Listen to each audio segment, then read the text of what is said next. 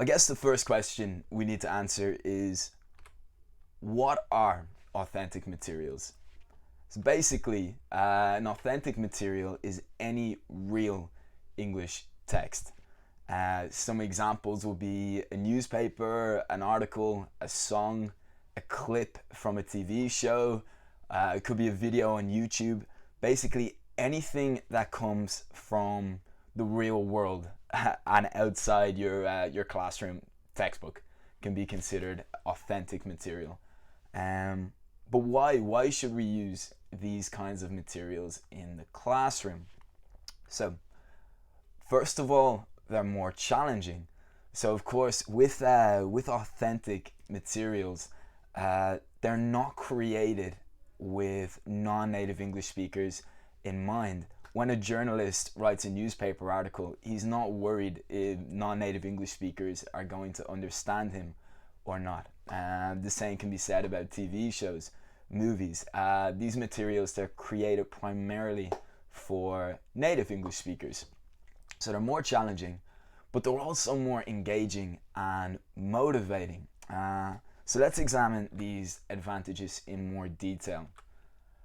First of all, using authentic materials, it gives students the opportunity to interact with English as it is used in the real world. So, for example, if a student is going to a job interview, they're not going to have, their English textbook with them. They're more easily adapted to develop life skills through communicative tasks which mirror the real world. So, for example, you could take an article from a newspaper that talks about interview skills.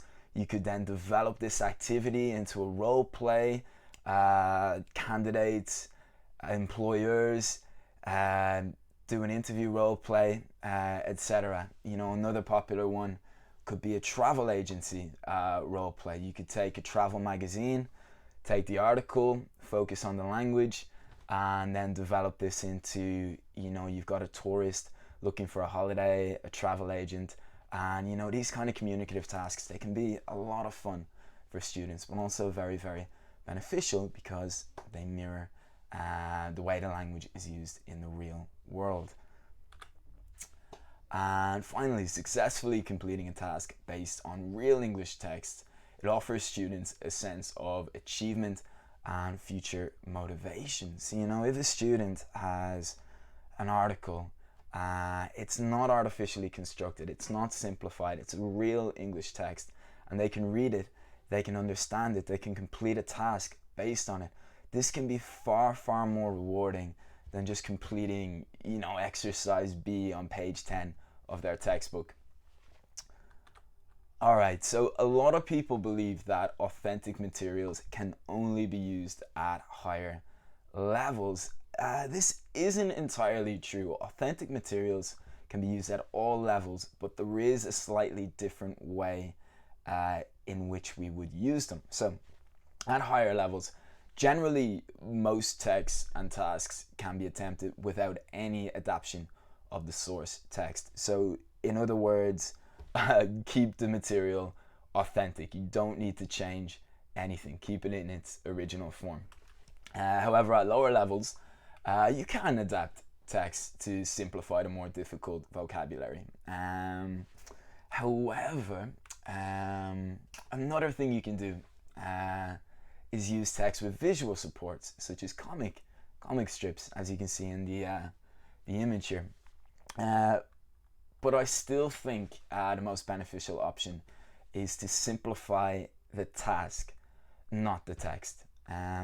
So what this basically means, keep your authentic material authentic, but just give the learners an easier task. So instead of answering 10 questions, which would require them to have a comprehensive understanding of the text, you could give them a reading for gist task. For example, what is the author's opinion? Do you agree or disagree? Okay. So again, in my opinion, it's always better to keep the authentic material authentic, simplify the task, not the text. But again, at lower levels, it is of course okay to adapt the text too. All right, I'm going to give you guys a minute to just have a brainstorm. So I've already given you some examples of authentic materials, but think about your own experience teaching in the ELT classroom. Are you currently using any authentic materials in your lessons? What materials do you use? Can you think of any more examples of authentic materials you could use?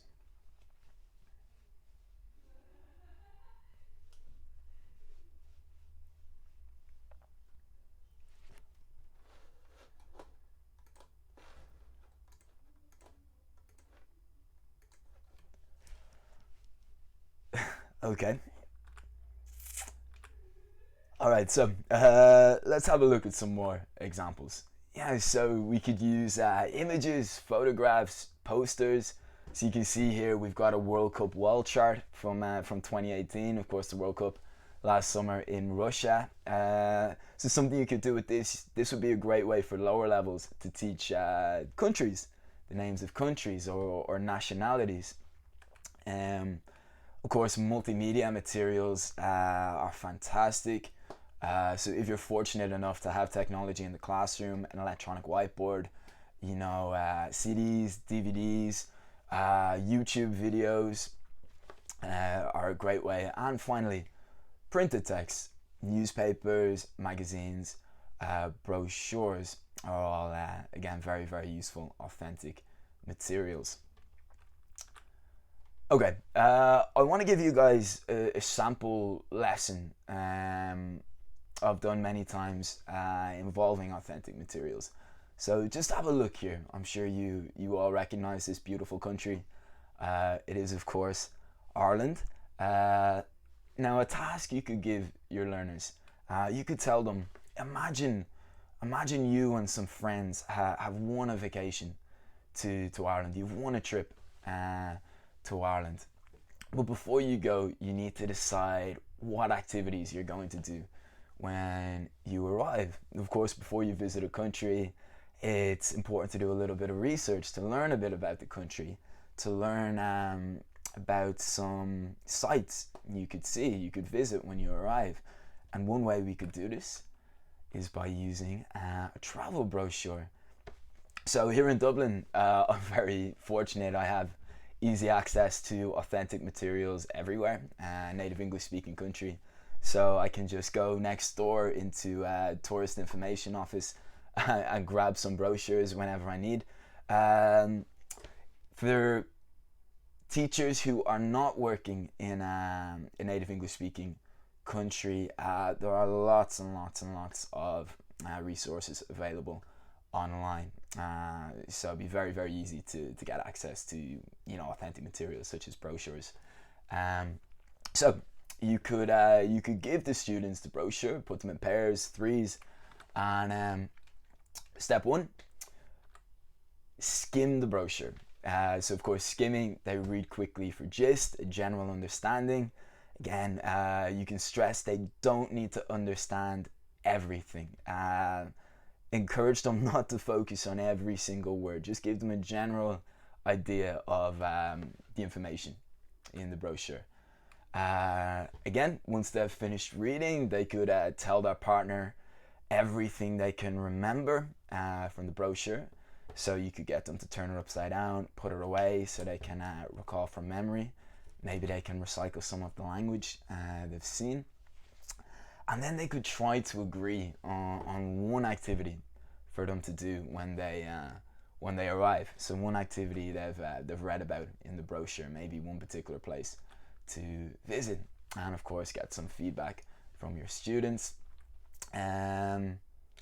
So you've done your reading task, you've used your authentic text.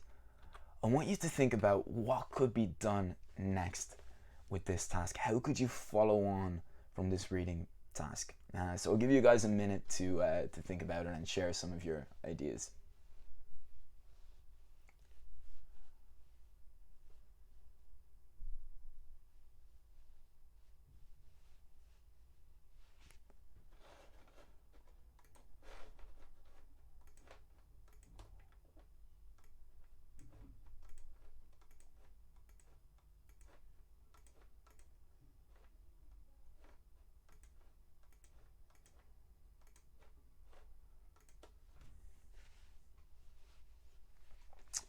Okay, cool. So let's take a look at some things we could do after we've completed our reading task here. So one thing you'll see a lot of in travel brochures is forms of transport. You know, how to get from place A to place B. You can travel by bus, by car, by plane. Of course, you travel on foot, but by car, by taxi. So one potential area we could examine here in more detail is using prepositions in relation to transport. When talking about particular vehicles, of course, you may remember from a previous video, you sit in a car, in a taxi, but you're on a train, on a plane, on a bus, on a ship. So this is one area you could examine in more detail. Something else you could do is have a look at the vocabulary in the brochures. You'll always see a lot of descriptive adjectives: breathtaking scenery, scenic lake, tasty food, a charming seaside village. So some fantastic language here, great vocab you could look at in more detail. And you could follow this on by looking at adjective order. So of course in English, when we use more than one adjective, there's a particular order the adjectives follow. So opinion, size, age, shape, color, pattern, origin, material, noun, or osaskpanum is an easier way of remembering it. So, you know, a beautiful blue lake. Beautiful, an adjective of opinion. Blue, color. So that's the order they come in. You could have a picturesque stone castle. So picturesque again, opinion. Stone would be the material. So this is something you could look at with your learners in more detail. We could also take a look at some functional language. So we could look at an area like giving directions. So for a lower level class, you could keep it quite simple. So I'm not sure if you can see. I'll see if I can make that a little bit bigger. Yeah, so we could have a look at some more simple language. Turn left, turn right, go straight ahead. For higher levels, of course, we can go into more detail. Hang a left, make a U-turn, pull into, pull out, head towards. So again, another example of how you can adapt the tasks based on the level of your learners. We could even follow this on.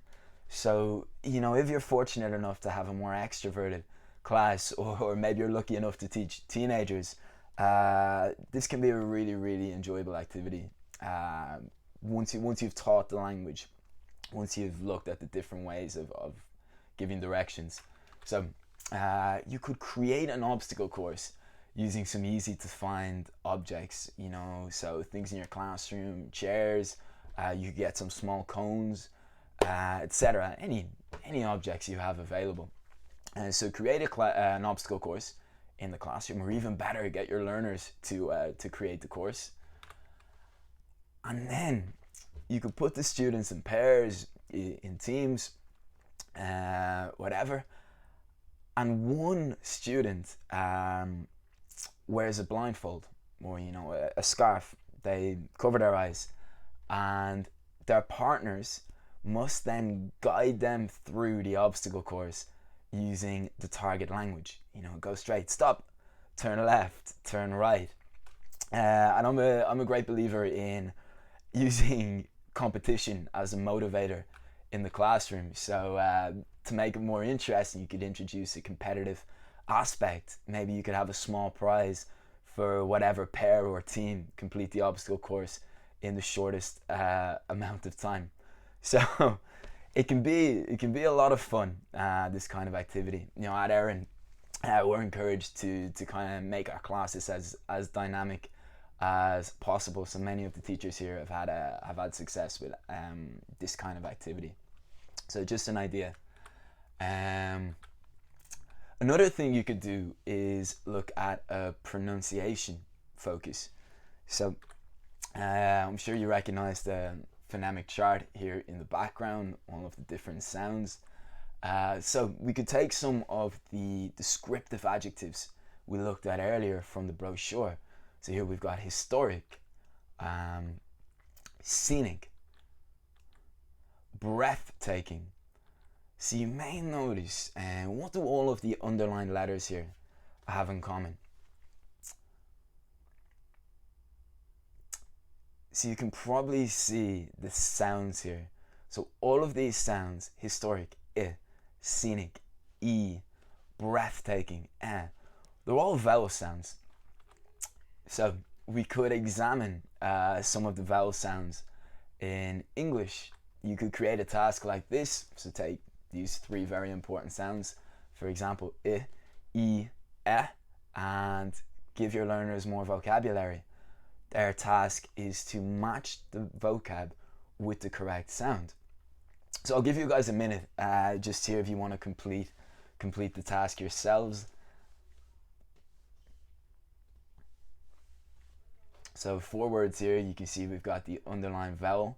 Think about the sound of the vowel, the pronunciation, and see if you guys can match it to the correct phonemic symbol.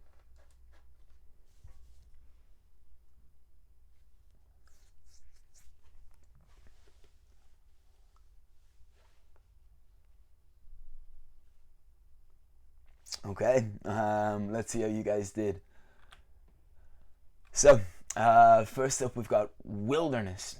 Okay, so of course wilderness, you won't find it in a city. It's in nature, natural environments, lots of wild animals. So it can be a difficult word for learners because of course we've got the word wild where the pronunciation is I, but here wilderness, the wilderness. Okay, over here, just I should stress wilderness, it's not an adjective, it's a noun. So the wilderness, okay, a natural place with wild animals, nature. Here we've got seafaring, so the sound is E, the long vowel sound. And over here, spectacular, dɪLLIʃəs, okay, so the sound is E. Great. Just another idea for pronunciation, something I've tried before. Again, this would work a lot better with a more extroverted class. You know, learners that are, I guess, more kinesthetic in their approach to learning. They like to move around a bit. You could create 2 teams, and on a whiteboard, have your 3 vowel sounds. In this case, I, E, E. Have a student from each team stand a distance away from the whiteboard and say a word, you know, preferably some of the language you've looked at from the authentic material. So for example, you could say the word scenic. Now each student has a marker and they must race to the board and write the word you've said with the correct sound. Whichever student writes the correct word with the correct sound first wins a point for their team. So again, you're using competition as a motivator here. It can be a lot of fun. It can get a little bit crazy, but it's another task I've had some success with in the past. And again, it's not just good practice to listen for the sound, but they're also recycling the language. You know, they hear the word, they got to write it, they've got to focus on their spelling as well. All right, cool. So finally, I want to talk about combining these different elements. So there's no reason why you can only follow on with one of these tasks. You know, for example, in your first class, you could focus on the descriptive adjectives leading into the adjective order. In your next class, you could take transport and prepositions. So by car, by train, on foot. He's in a car, she's on a bus. In your next class, you could do the functional language lesson, you know, giving directions. Again, remember, you could grade the language based on the level of your class. There's no reason you can only do these kind of tasks with a higher level. So for lower level learners, once again, go straight, turn left, turn right, keep it simple. Higher levels, you can introduce the more complex language, hang a right turn, do a U-turn, pull in beside. And then you could look at the pronunciation, or take the vowel sounds. That can cause a lot of confusion in English. And just another point on pronunciation. I think it's an area many teachers don't give the attention to it that it actually deserves. Most instances where there's a breakdown in communication, it's not actually caused by bad grammar. It's actually bad pronunciation that causes more misunderstandings. So for example, if a learner says, "I go to the shop yesterday," and of course, it's a grammatical mistake. However, a native speaker will still understand the meaning. They'll still be able to communicate effectively. But if their pronunciation is inaccurate, it's much more difficult for native speakers to understand. And with these vowel sounds in particular, it can be the difference between meaning one thing and meaning something completely different. Win a match, wine, you drink wine. And plenty more examples. You've got a sheet of paper, and if you don't pronounce that sound correctly, you can say a very rude word. So it's definitely an area that deserves attention in the ELT classroom. And finally, you could put all of these elements together. So maybe a final class of the week, get your learners to create and then present their own brochure. So it could be for their own hometown or a country they've visited in the past. And while they're creating this brochure, they're combining all of the different elements they've looked at. They're using their descriptive adjectives, their adjective order. They could have directions, a map. When they present, they're using the correct pronunciation.